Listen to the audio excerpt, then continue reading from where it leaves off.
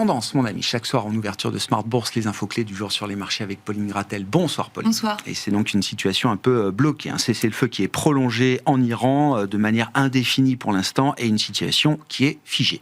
Oui, si Donald Trump a décidé seul de maintenir la trêve pour une durée indéterminée, le dialogue diplomatique est au point mort.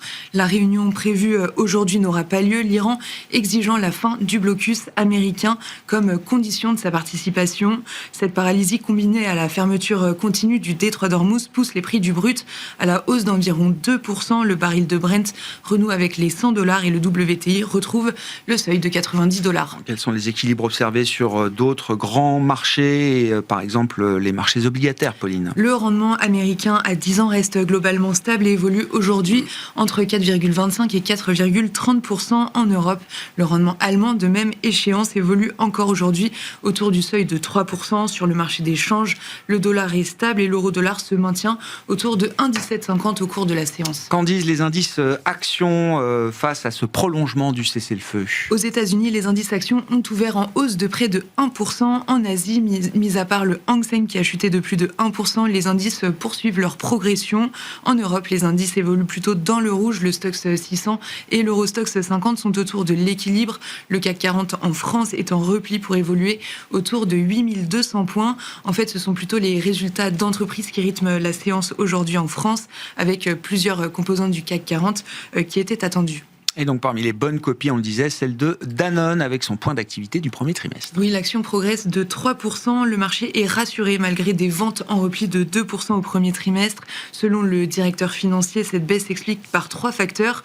Les rappels de lait infantile, le conflit au Moyen-Orient et surtout un effet de change défavorable. Corrigé de cet impact monétaire, le chiffre d'affaires affiche une croissance organique de près de 3%. Ça passe pour Danone, en revanche ça casse pour Bureau Veritas et Eurofins Scientifique. Oui, les deux valeurs du CAC 40 dévisent de plus de 10% à la suite de leur publication trimestrielle. D'un côté, Bureau Veritas abaisse ses perspectives de croissance à un seul chiffre pour l'année, invoquant un contexte géopolitique instable. De l'autre, Eurofins Scientifique qui a nettement déçu également. Son chiffre d'affaires n'affiche qu'une progression de moins de 3% en recul par rapport au trimestre précédent.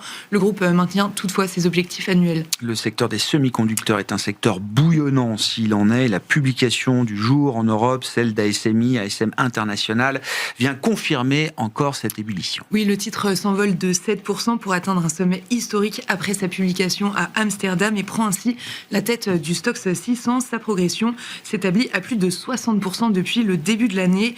Le groupe a dévoilé des résultats et des perspectives nettement supérieures aux attentes.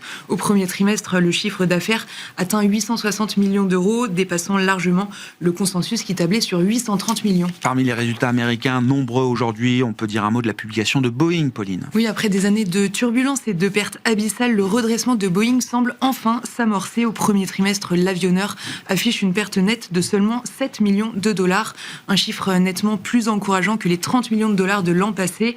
Le groupe a notamment pu compter sur sa division défense et espace, dont les bénéfices ont bondi de 50%. Le titre est en hausse de 2%. Quels sont les événements prévus et programmés à l'agenda demain pour les investisseurs? Les investisseurs arbitreront demain les résultats de L'Oréal et EssilorLuxottica, Carrefour, Tesla et IBM publiés ce soir après la clôture des marchés.